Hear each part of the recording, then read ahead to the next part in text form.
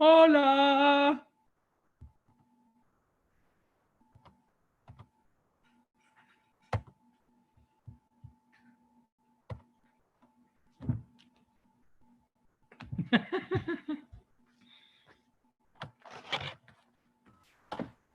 Hey, listen, I'm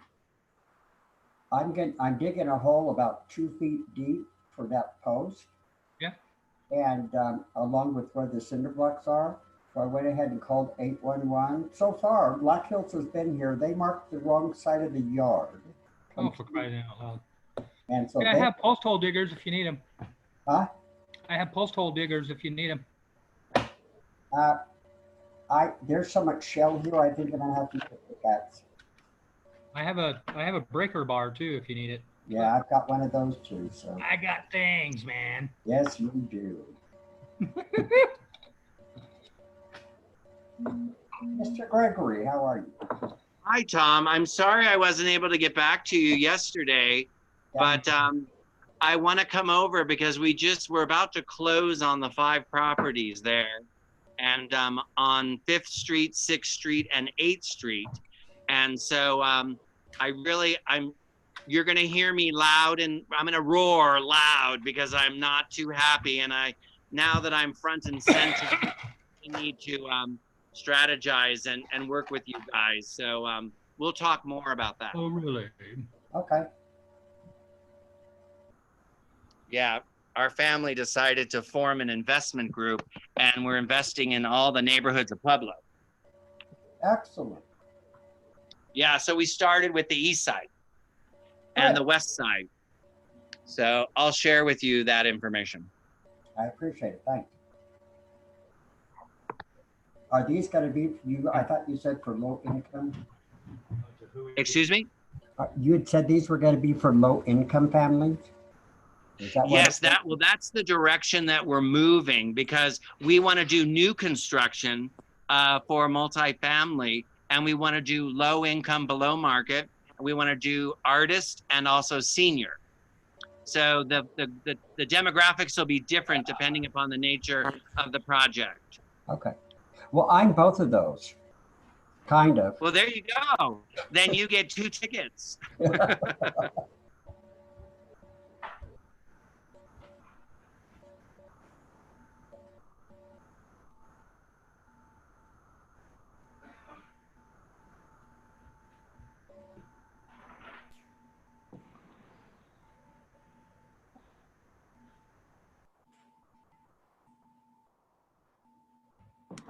All right, we're going to give people just another minute or two, and then we will jump in. Good morning, everybody.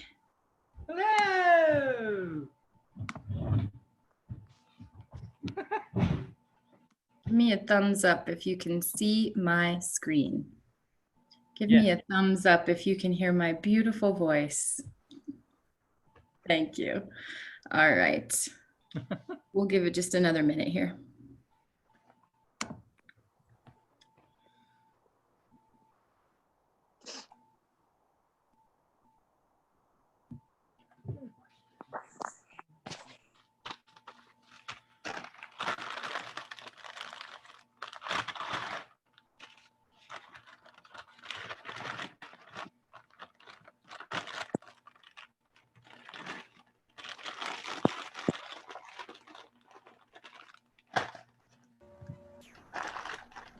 I still like the hay rolls here in our logo, just so everybody knows. I think they're cute.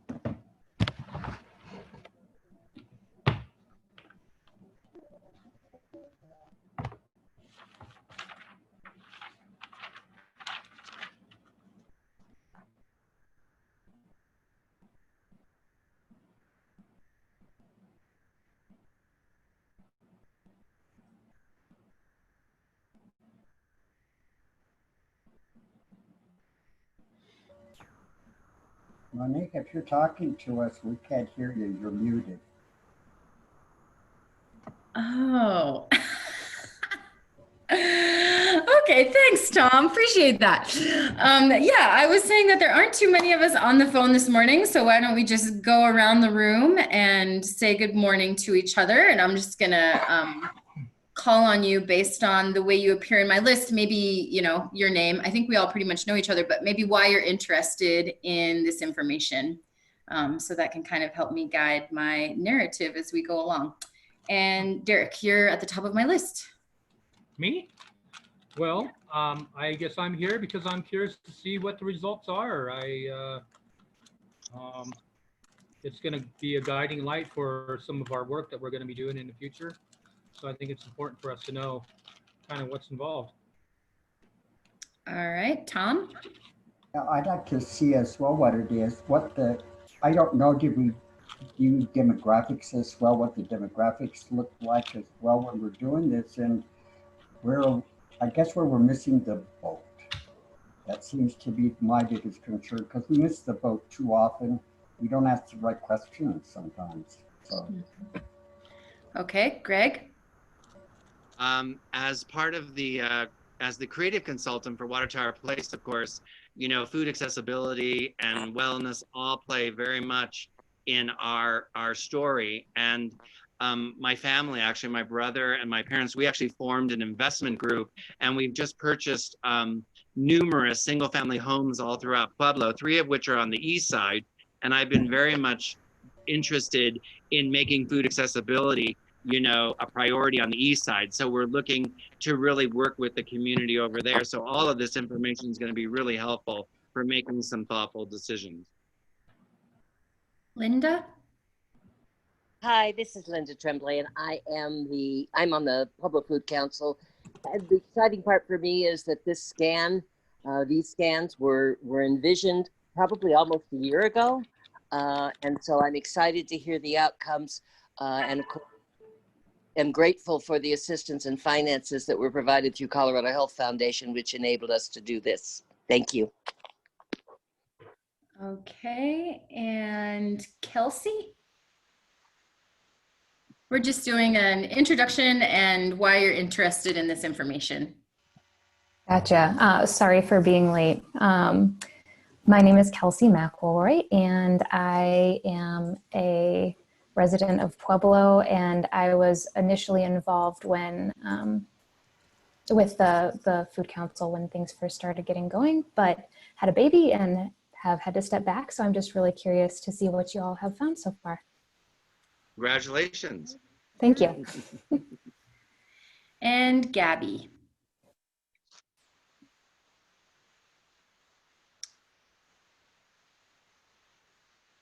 Hey, Gabby. Now can you hear me? Yes. Okay, good. I'm having some audio issues. So anyway, I didn't really hear everything because I was switching in and out. What exactly are we doing? Okay, we're having a little hard time understanding you, but we can see you, and I think you can hear us and see us. So hopefully that's enough for the next hour.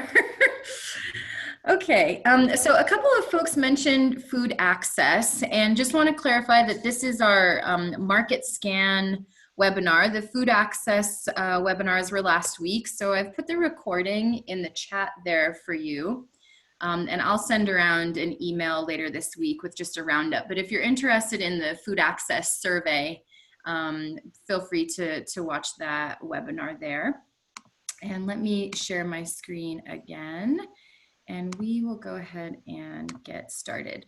So again, there aren't too many of us on the phone. So you should feel free at any point to say, hey, Monique, I have a question, or slow down, or, you know, we can keep it conversational, I think, given our group size. But let's go ahead and jump in. And again, at any point, feel free to stop me. I'll do my best to monitor chat. It's a little tricky when I'm presenting, but I have 2 screens up. So hopefully I will catch you if you're in the chat there. So just very briefly about the Pueblo Food Project. I know most of y'all know who we are. We did send out an invitation to every participant of the market scan. And I think this evening's group skews more to some of those producers. So just a little bit of intro information. This is a good dress rehearsal for me. We now are 100+ member, community-based member coalition, about 15 months old. We have 5 working groups, 3 task forces, 1 advisory council, and 1 youth council newly formed. We're very excited about that. Mayor Gradisar and County Commissioner Wiseman co-chair the project as a whole, although Tom and Derek co-chair the Food Council, so we thank them for their service. And we have a monthly meeting the last Wednesday of every month from 8:30 to 10. They've been virtual for the last several months, and we'll probably keep that up for a few months more. But those are just kind of the short stats on the makeup of the group. We have a couple of key goals, and Derek, you're gonna bop me because I put sustainable in, oh, it's here, oh good. I know that you had asked for an edit to include the word sustainable. But our North Star is for Pueblo to be recognized across the nation as a model local food system that creates economic opportunity and represents our diverse culture and ensures everyone has convenient, affordable access to nutritious food that they enjoy. So that's the kind of the vision where we're going, where we would like to see. And then the goals of the project are basically to support the development of a food system that will do exactly that for every eater here in Pueblo County. And these goals and the North Star were developed through lots of rounds of iteration with the coalition and different working groups. So we're happy that we have this vision. If you have not yet connected with us electronically, please do so. The website is a work in progress. You'll see there are plenty of pages, but a lot of them are blank. So don't hold it against me, we're getting there. And you can follow us on Facebook and Instagram at Pueblo Food Project. Okay, so the market scan, as Linda mentioned, has been an idea that's been in the works for a while, and it was paid for specifically by the Pueblo Food Project's planning grant from the Colorado Health Foundation. This is the grant opportunity that we're currently working under, and it not only supported the creation of our communication platform and my work as a coordinator, it sponsored this particular market scan and the food access survey that we did with CSU. So we owe the Colorado Health Foundation a big thanks for giving us the resources to do this work. Essentially, the purpose of the project was to scan what we need in terms of commercial facilities or otherwise that would support the development of a more robust, more vibrant local food economy. And so the 2 main goals were to figure out what's out there, you know, what we need, what's out there, who's using it, and who would use it if it was available. And then in response to COVID-19, thinking more about the vulnerabilities of our own food system and what role Pueblo could play as a region, what role Pueblo County could play within the region for responding to developing a more robust and resilient food system infrastructure. So these were the main questions that the food economy working group, excuse me, I should back up and say that the strategic advisors to this project was the food economy working group, which has all different types of folks represented. But this particular working group kind of worked with me to develop the research questions and the scope of the project, And so these were the key questions that we wanted to answer as a result of this work. And again, it kind of hits on those themes that I just mentioned. What's out there, what's available, who's using it, what are the needs, what else do folks need besides what currently exists to start their business or to grow their business, and what ways can we support growing that scale of enterprise that's out there. And then of course, what do we already have in the community that we should take a closer look at. So there were 3 phases of research. We conducted 2 focus groups, one-on-one interviews, and then of course the quantitative study. The 2 focus groups had kind of 2 sort of characteristics. One was about the makers, you know, who is actually making product here in Pueblo, and what services are available to them, and kind of what's that voice, what's the conversation there. And then the next focus group was about growth, you know, who's responsible for kind of improving the economic outcomes of our local businesses, and how are they doing that. So these are the 2 focus groups that we ran. And then we had a handful of one-on-one interviews. So the one-on-one interviews were really to kind of get into the nitty gritty here. And I've spelled Mark's name wrong. Obviously it's Mark, not Mac. But essentially more or less what services are available, what's in the works, what's being planned, how can these existing programs support, and what is the demand out there that these folks are kind of bumping into. The last phase, as I mentioned, was a quantitative survey. We had 92 folks respond to the survey, which is really great. It wasn't open for very long at all, so I'm feeling excited about that number of response. Of course, it was all done online in the time of a pandemic, so that may or may not have impacted people who were able to focus on this particular initiative, but it did get a decent amount of response. So we'll go through some of the key questions in the survey now, and then we'll talk a little bit about themes coming out of the focus groups and interviews after that. But let's start with the survey. So of all of the business types responding to the survey, cottage industry and manufacturers were the single largest group. So we think that's pretty good to have that as the highest category of folks, because this is essentially our target audience when we're thinking about scoping and developing a new business.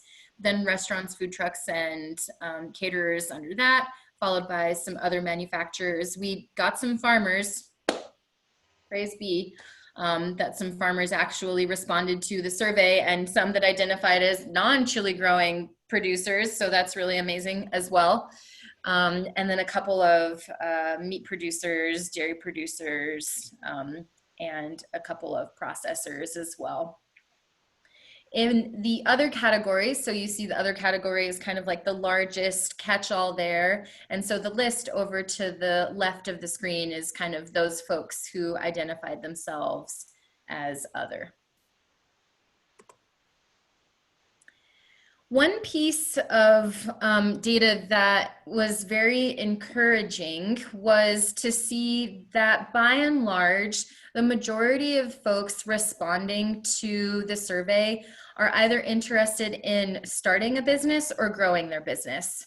Only one respondent, maybe 2 with that 2% there, said that they are looking to downsize, which I think is really exciting. And 13% says, oh, you know, I'm not interested in growing my business right now. And in the face of a pandemic, that's pretty interesting to read. And then only a couple of respondents said that they're cool with their business as they are. So that tells me that the entrepreneurial spirit, the desire to grow, the desire to create more economic opportunity for the community is definitely there. which is really exciting for us to have hard data to prove. We asked, you know, what is holding you back? Why haven't you been able to grow your business in the past? And it's no surprise that lack of capital is at the top of the list. And I wish we could have dug in more deeply to say, if you had the capital, what would you use it on? Some of the questions kind of get to that later on in the survey, but in terms of just asking, what is it? This is the one that came at the very top of the list. And next, folks are then unaware, or there's an actual lack of the facilities needed to do their manufacturing. Labor is very high on the list. We hear that a lot, especially from some of the farms that are constantly looking for a solid labor pool, especially now with temporary visas being suspended in terms of COVID-19 for harvest season. That's going to be really tough for folks. So really kind of having a conversation around that labor piece. Where are we missing the gap? Why? We know that we have a high unemployment rate here in Pueblo. Why can't we kind of fill these needs more effectively? And then a couple of folks, you know, are dealing with personal stuff that's to be expected. And then there's a little bit of unawareness around services available. I think this is interesting to see that the reason their business hasn't grown is lack of service. But then when we talk about what do you want us to do, what do you want us to pay for, you're going to see a little bit of a switch there.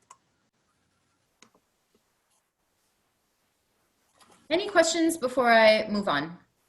Any questions so far? No? Okay. Okay, so then we kind of scoped out this idea of almost like an incubator program that would help small and medium businesses grow, start and grow. And so the idea is that the Pueblo Food Project could connect dots for folks on where to find commercial kitchen space, where to find processing facilities, legal advice, how you manage different parts of the regulation when it comes to food safety, all different types of resources, kind of this one-stop shop service provider for folks who are interested in starting their business. You know, we hear all the time that starting a business in Pueblo, Colorado is even more challenging than starting a business in a place like Denver, which just doesn't make any sense at all because we're such a small community compared to the size of Denver, and yet our processes are a little bit confusing for folks. So by and large, majority of folks who participated in the survey said absolutely they're interested in you know, this kind of resource, this kind of service, and that they would use it. 77% said they definitely, you know, they are interested. 49% said I am definitely interested in and would use. So that tells us that there's a need. Folks are looking for a little bit of hand holding, and as an organization like the Pueblo Food Project, that kind of sits well with kind of our goals and mission to connect some dots throughout the system. So now we're getting into a conversation of what folks are using and what they would be most likely to use. So of the majority of the respondents, you know, they are looking for commercial kitchens even more than what's already available. Processing facilities, we see warehousing on the list, food trucks, co-packing facilities. All of these things are showing up, and these are conversations that we've all had. You know, we've heard over and over again that we need a commercial kitchen. We've heard over and over again that we need a processing facility. You know, but some of these things already exist. For example, there's plenty of refrigerated warehousing here in Pueblo. So it's really digging into the specific needs of the organization. But you'll see that it's no surprise commercial kitchens, processing, and co-packing are at the top of the list, followed by warehousing. Again, not many people flagged transportation or distribution, but when we talk about the services they're looking for, those come pretty high on the list. So that's kind of an interesting difference in the information there. Are there any surprises on this list for anybody? There weren't for me, but maybe there are for you. No, but I had to look up what ghost kitchen was. Okay. You want to give us the definition? Maybe others don't know. Yeah, well, let me just read it from the article I just looked up. A ghost kitchen is a professional food prep and cooking facility set up for the preparation of delivery-only meals. A ghost kitchen contains the kitchen equipment and facilities needed for the preparation of restaurant meals, but has no dining area for walk-in customers. All right. So we could imagine something like a Coletti's as a ghost kitchen, or Pasta Cottage, kind of like a ghost kitchen. And sometimes multiple facilities will prep in the same ghost kitchen under different brands, depending on the operation. Kind of like what Health Solutions was offering, right? That's more of a commercial kitchen. So at Health Solutions, you can create products that are meant to be packaged and sold in retail, whereas Ghost Kitchen is really about ready-to-eat meal service. Yeah. Okay. Oh, I see. Okay. So we dug in a little bit deeper and we said, okay, you asked us for processing facilities. Now tell us more specifically about the types of facilities that you are looking for. And folks are looking for shelf-stable products, shelf-stable product preparation the most, followed by jarring, which is different from canning. Jarring, you can think actual glass jar. Canning is actual metal can, even though in our minds they're kind of the same, especially when you're talking about home food preservation.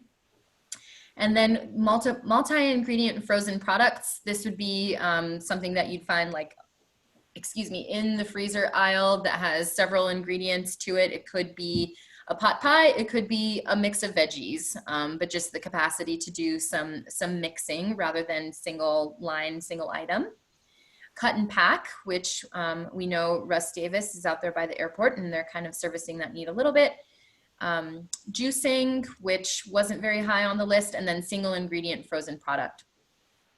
So I thought that was kind of interesting, thinking that maybe chili would be higher on that single ingredient list, but I think that that's probably covered in some of the shelf stable and jarring products when we're thinking about things like salsa and stuff like that.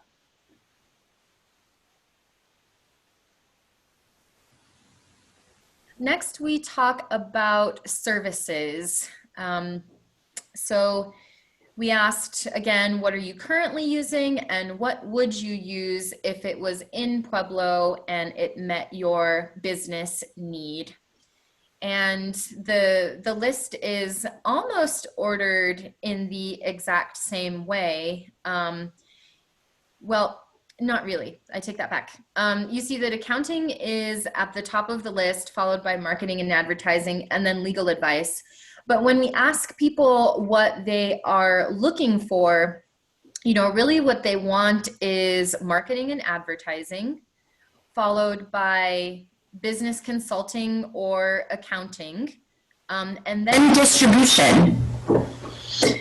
Following that, food safety and prep audits and peer-to-peer networking groups, which I think makes a lot of sense. But it's interesting that folks need help just sort of selling their products, bringing their products to market. There is no lack of entrepreneurial spirit. There is no lack of imagination for what they would like to create. But when it comes right down to it, actually crossing the hurdle, getting the name of the product out there, getting it distributed, making sure that the books are clean when they do so, is what folks really need. So it's really more about that service piece than it is product development or anything else.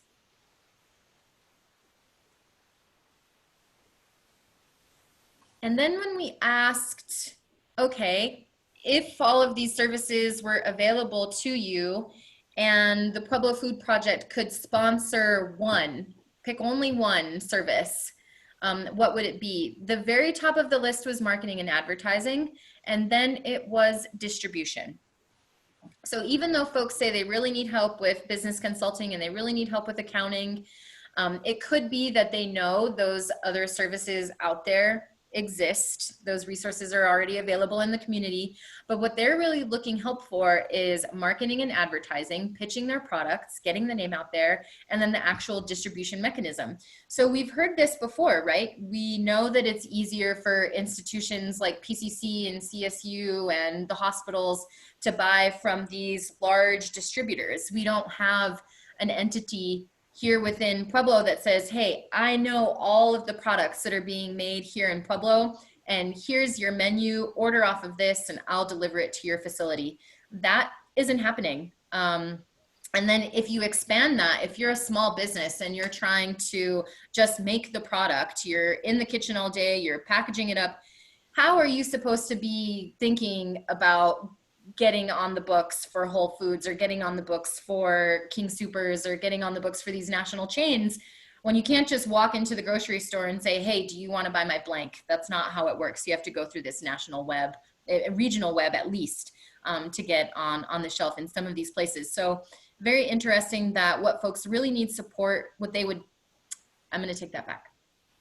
What folks want to be covered, what they wish someone would help subsidize the cost for, is marketing and advertising and then distribution. And this really plays into very specifically the strategies that we've outlined that you'll see coming up here. Okay, so a couple of items came out of the focus groups that are worth discussing. There's a large conversation that's taking place, and it's kind of like a ping pong, because we say we need facilities and then we say bricks and mortar exists, and we say we need a commercial kitchen, but then people say, oh no, commercial kitchens exist and there's health solutions and no one uses them. So we have an acknowledgement that across Pueblo County, there are brick and mortar buildings, right, that could potentially evolve into or become or already are the types of facilities that folks are looking for. We probably don't need to break ground on a brand new place. So that's good, saves us a little bit of money. And then it was definitely brought up in those focus groups that it is more about that hand-holding piece. The services are a bigger need. Folks want that one-stop shop that outlines for them how they bring their products to market and supports them along the way. So it's not necessarily about, again, building something new. It's about helping them understand the path. And then there was a little bit of conversation within the focus groups that said, hey, some businesses aren't going to want to use an incubator or not use, Pueblo Food Project services because they're doing it their way. They've always done it their way. They've already set up the infrastructure they need because it hasn't been available to them before in the community. And so don't take it personal when folks aren't excited about the efforts you're putting forward. And I think that's, a reasonable call out to say this, for some folks, this kind of movement has been a long time coming. And at this point, they're over it. They've already done for themselves and they're going to keep doing it that way. Any thoughts on this? Yeah, go for it, Greg. Yeah, I just had a question because it's really fascinating. For example, Fuel and Iron, which is a new project that is proposed for the Holmes Hardware Building, the restaurant incubator program, which I think is phenomenal. How does that play in? Were they part of the survey in terms of what they're doing? Because I just love that model. I don't know, what research was done to arrive at that, but if you could comment on that, I love seeing where these two pathways are going. Sure. Yeah, so we can talk a little bit about Fuel and Iron, and we can also talk about Same Cafe because they have some similarities. The Fuel and Iron concept, so Nathan and I have had, many conversations, and he's connected with Mo since then about what it will look like to really develop a workforce training program and identify those first set of 5 or 7 restaurant stalls that go into Fuel and Iron. And the idea, I'll share for folks on the phone, as Gregory mentioned, the Holmes Hardware building at the corner of Union and B, that beautiful red brick building that's kind of just sat there for many years, is under contract with a developer from Denver. And the idea is the bottom floor will be a food hall, and the top floors will be really nice apartments. And they have a whole acre behind the building that they would love to see used as a kind of farm, a mini farm, that produce from that could kind of feed into the restaurants, but also serve as like a community gathering space, essentially. And so the idea is that they want to pick restaurant concepts that are innovative and new, but also speak to the Pueblo food culture. And so he's working with a bunch of local, food business entrepreneurs now to say, are you interested in coming into the Fuel and Iron space? This is kind of the setup. And then along with that, developing an internship or an apprenticeship program that utilizes students from the PCC Culinary Arts and Hospitality program to kind of grow their resume and grow their career in this incubator style restaurant. So essentially, Fuel and Iron will have one point of sale, and they will run the bar. And then the smaller businesses kind of flow into that same point of sale. So everyone will get a cut of whatever they sell, but Fuel and Iron is kind of keeping track of the accounting, which is really cool. And all of the, I'm forgetting if I think they're debating between 5 and 7 little restaurant stalls. All of the stalls will be outfitted with the exact same set of equipment. So a first-time restaurant owner does not have to go out and invest huge amounts of capital on equipment that, they're indebted to for however long. Instead, they'll just pay a rental fee to Fuel and Iron, and each kind of space will be set up specifically for that. And then, the design will be really well done, and the seating will be communal. And they've ran a similar concept called Aventi in the Highlands area of Denver. So it's not their first rodeo. They've done this before. They have a lot of experience. Their team is very strong, coming out of Denver and a couple other areas to develop that concept. But really, they are focused on food service rather than product development. So I think that's one of the biggest differences there between the target audience that they may be looking for versus others. Yeah. The same cafe concept is a little bit different. And I don't know if folks are familiar with Same Cafe or not, so I'll just give you the quick 411. But essentially, SAME stands for So All May Eat. And it's a pay/give what you can cafe operating in Denver. It's the longest running pay what you can cafe in the country. They focus on local produce, organic produce, nutritious meals. It's very high quality meals that are served out of that cafe, and anyone is welcome to go. So it's not a free meal. You're either asked to contribute your time, your talent, or your quote unquote treasure. If you can pay for your meal, great, contribute what you think it's worth. If you don't have any cash, you can do a dish shift, or you can pick up the dining room, or there's a small stage and you can share a piece of performance art or poetry. There are a number of ways for individuals to feel as though their contributions are welcome and invited into that community. And they have a job training program specific for individuals experiencing homelessness or joblessness as a result of any number of things. But it's a very specific target audience for those training programs. And we're in conversations with Same Cafe to open their second outprint here in Pueblo. Right now they're scoping Toledo, Ohio, and they're scoping Pueblo. So the board of directors from Same they're split. Half say, hey, we should stay in Colorado, we should stay close to home.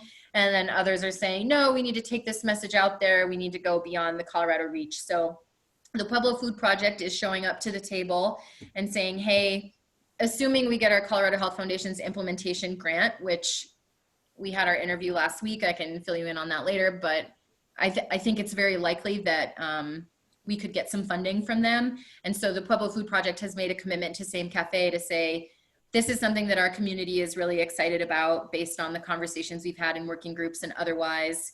Here's some, we're gonna put our money where our mouth is and match you however much you'll invest into scoping out this idea here in Pueblo and really running a feasibility assessment on what a workforce training program looks like for folks experiencing homelessness and joblessness otherwise, what it looks like to have a pay what you can operation in Pueblo when we know that eaters spend on average $3 per meal when you even out all of the total costs they spend on meals throughout the week.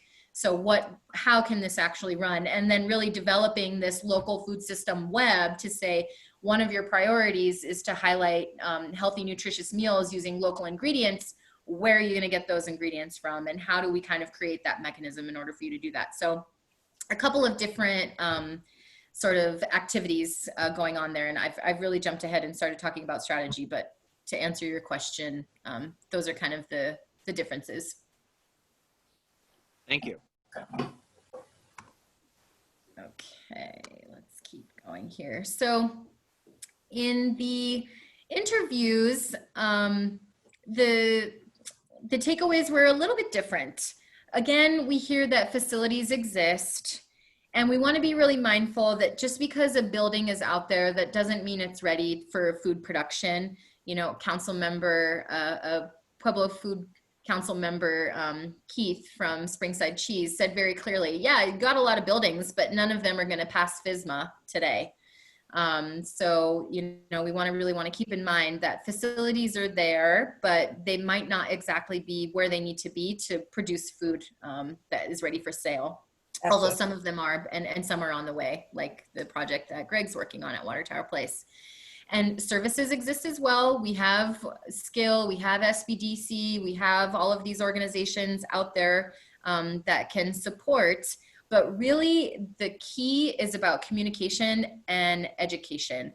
Do people have a full awareness of all of the support that is available to them? Do they know where to go? Do they know when they're ready? You know, do they themselves know, I am ready to now take this next step?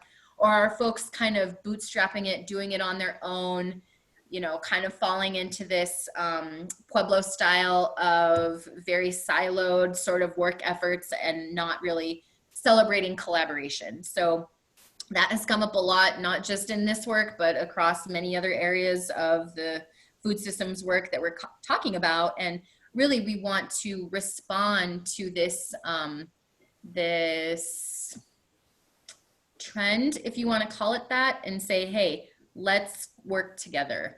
Here's what's available. Let's get everything in one place. So we will talk a little bit about that now. Essentially, we had four key recommendations coming out of this work. First and foremost, we need to get our ducks in a row. We need to get organized, and we need to educate entrepreneurs and business owners about what is already out there and how to access it. Really, that communication piece. Next, we need to get our buildings up to snuff. So there are buildings out there. There are some projects in the work, but really we need to say, okay, this site and this location would be great for this. And in order to get there, these are the 5 pieces of equipment we need and the mechanisms in order to do that. So we really want to help people in those conversations. The Pueblo Food Project does not have the capacity nor the budget to manage a capital improvement project. That is not our goal. That's not what we have set out to do. But we can kind of help people along the way to figuring out what's needed and then start connecting some of those dots. You know, perfect example, we had a great meeting with Senator Bennett 2 weeks ago, who came to check out the edible landscapes, and he's just introduced this Resilient Act bill. which can greatly impact the Pueblo community. Essentially, it's saying, hey, you're a small community, you're a rural community, you don't have the same set of resources that a large city does. So we're gonna make it easier for you to get the infrastructure you need. We need to keep very close attention on where that bill is going, support where we can, get involved in those state and federal level conversations, because that is exactly the type of program that will help us get to rehabilitating the facilities that we need without breaking anyone's bank, you know? I mean, Greg, you can speak to this firsthand. Y'all are doing a lot of work over there at Water Tower Place, and wouldn't it be great if there was a wider web of community support to kind of see that work forward? So that's something that we're trying to work towards. Another outcome or another recommendation was to overcome our labor obstacles. Again, I've touched on this already, so I'm not going to beat a dead horse, but we have folks who are underemployed or unemployed, and we have businesses that saying they can't find staff. What's going on there? And I know that there are many people, maybe some on this call, who are focused on that much more closely than I am, but there is a role that the Pueblo Food Project can play, again, in that discovery piece and helping connect those dots. And then lastly, it's a branding for Pueblo foods. And so many of you on this call participated in, you know, the original conversations for the Pueblo Food Projects and the branding task force. And we're excited to share an evolution of that idea here in the next steps. But essentially, you know, the research team that we worked with on this is coming out of Denver, Philosophy Communications, and they're responsible for the Colorado Proud program. So we were really excited to get a chance to work with them. Anyhow, they were really shocked that, you know, the reputation for Pueblo and the food scene in Pueblo, it doesn't get a fair share at our neighbors to the north. And we kind of know that, right? We know that there's like this weird image issue that we're dealing with. But when you think about places like New York City, Vermont, Berkeley, California, San Francisco, folks who are centered in these really huge cities that will drive for hours just to step onto a farm, just to get to the Hudson Valley and be on a farm and have a picnic outside and have a conversation with the farmer.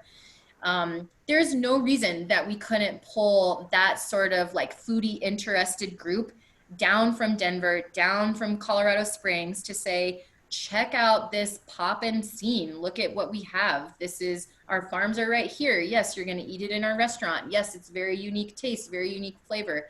So really kind of creating that story around our food culture and going outside of Pueblo to bring value in. You know, we all know that we have delicious food and really entrenched long-standing cultural food ways and traditions here.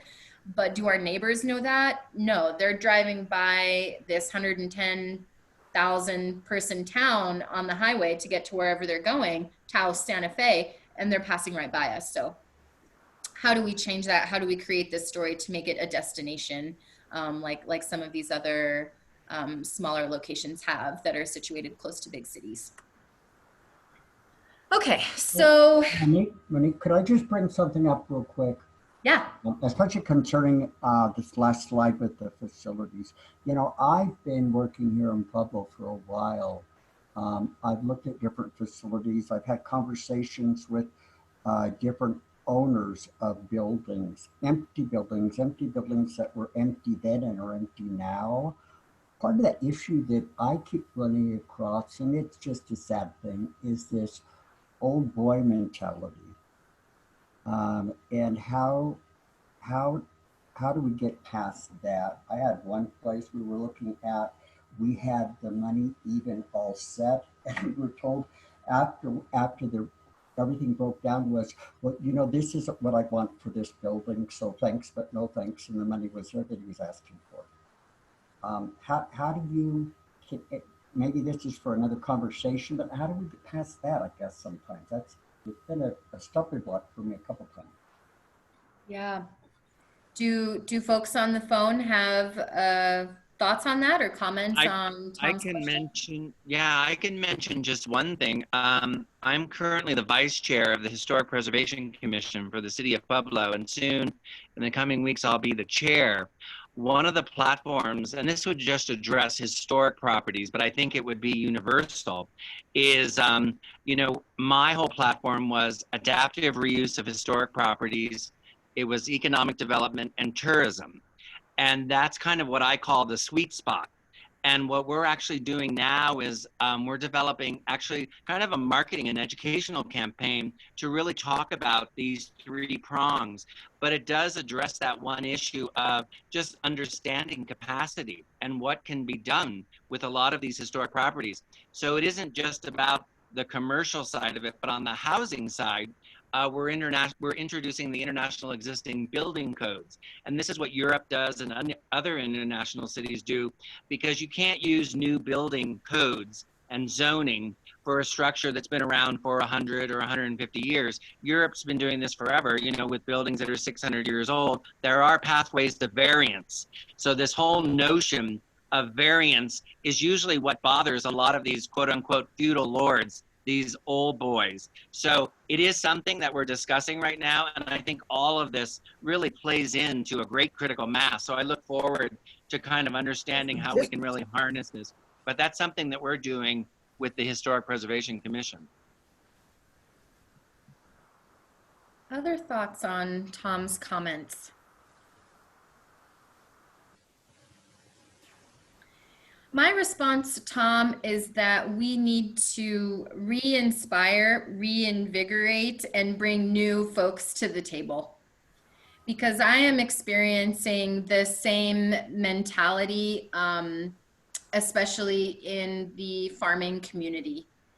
And rather than trying to take someone who's been running their farm operation for 6 generations and say, hey, want to try something new? Probably going to be a lot easier for me to say, have you ever thought about becoming a farmer? And really re-inspire all of the opportunities that are out there for folks to kind of engage. And so it's tough because we do have that habit and characteristic here in Pueblo of, again, those silos and those alliances and that old boy network. But at some point, you know, the more and more, I guess, squeaky wheel kind of mentality, in addition to reinvigorating people's imagination on what they think is possible for themselves. So when someone gets frustrated because they can't produce their blank, you know, alleviating that frustration and continuing to be the positive voice that says, you can, this is how, here's the support, I'm here with you. That's really how we're going to kind of change that mentality from my perspective. Yeah. Thank you. Thank you both. Okay, so let's talk a little bit about the Food Economy Working Group, because again, they were really driving the train for this research, and I want to share with you sort of some of the work that they've already done in terms of next steps. So I'm not going to read out loud the vision for the group here, or even the purpose. You have that on your screen, and you can scan through that quickly. Essentially, the Food Economy Working Group wants to ensure that we're capitalizing on all of the opportunities that are available to us by either market creation, growing the market, expanding beyond Pueblo, all of those things and everything that comes with it. But really kind of the systems changes that we've identified and that were put into our implementation grant request kind of flow along the following lines. We want to create this pathway, right, for folks to start or grow their business. And then we want to encourage partnerships where possible to create the infrastructure that we need to kind of really scale up and grow. And so what we're looking at in terms of those priorities, well, I guess the priorities are very similar to what I just shared. But essentially, it's helping these businesses grow, and we'll talk about the 2 ways that we're looking to do that. Doing more in terms of market data. So this market scan, as Linda had mentioned, has been a request for a long time coming. Now we have that baseline. We have a list of folks who are responded. We have a list of folks who said, please contact me if you have more information once you get going. But now it's like, okay, well, what are the trends? What are the numbers? What are the restaurants that are doing really well? What are the reasons that people come to a farm? What are the reasons that we draw folks from other cities in? So really kind of exploring how we get a better set of understandings of what our food scene is. Not only in terms of dining out, but, you know, can we be attracting folks like Sprouts to open their distribution facility? Can we be attracting large scale manufacturers like Danone, who's headquartered in Boulder and does a ton of processing? What would it mean for them to open a canning facility in Pueblo? How do we have those conversations? You know, it's partly Pedco, but we know that Pedco is focused on many other things. So where can we kind of step in? And well, the first thing we need to do is kind of understand the landscape. And then again, sort of supporting those collaborations. So here's kind of what we are up to. We have money in the planning grant to develop this incubator program. And right now I'm calling it a program. It's not really a program per se. It's more like a resource. But essentially it will do the nitty gritty of figuring out what services are out there, who is responsible for executing those services, who is eligible for those services, what are the criteria needed, kind of creating that menu for folks to say, okay, this is everything that's out there. And then along with that, I think Ellie, she's on this afternoon, but this idea of a mind map. What is the flow chart to take you from concept to on the shelf, or concept to serving the plate? So that is kind of all encompassed in that first layer there. Then we're excited about developing a Pueblo food brand. So the Pueblo Food Project branding task force sort of had this conversation around genuine Pueblo, and really maybe genuine Pueblo was like an add-on seal, kind of like Colorado Proud, to indicate that this product is truly coming from Pueblo. We've pushed that idea much further to say, no, we want a set of Pueblo branded products. We want a product family that is, you know, we'll use green chili salt. Genuine Pueblo green chili salt by blank farm. Genuine Pueblo green chili beer by Walter's Brewery. And so it creates this catalog of products that we can then approach Whole Foods. And I've talked to Walter about this idea. We can approach Whole Foods and say, here's our catalog. Wow, what a beautiful end cap. All of these kind of products are lined up together. So what would it mean to sort of create that cooperative model as one prong? The second piece is saying, hey, chili growers, hey, farmers, hey, everyone who has a product who's having a hard time getting it outside of Pueblo, we will rep your brand. We'll create some sort of contract to rep your brand, and we will go to the trade show and we will represent all of these Pueblo products that are available, and we will bring the leads back and we will help you facilitate the leads. So again, definitely two-phased, right? First, getting the products ready and then doing that brand representation. But when it comes down to marketing and advertising and distribution, this is what a brand rep does. And so rather than each individual small food business having their own brand rep, why don't we celebrate the fact that we're a small community really committed to each other and kind of do it as more of a collaborative effort. Next, really, again, thinking about that Colorado food systems infrastructure piece. What role can we play? You know, folks are driving all the way to Fort Collins. Folks are driving all the way to Santa Fe to do that processing. What about everyone in between those places? Are they going that direction too? Who can we bring into us rather than us going out to them? What would that take, and what's the conversation there?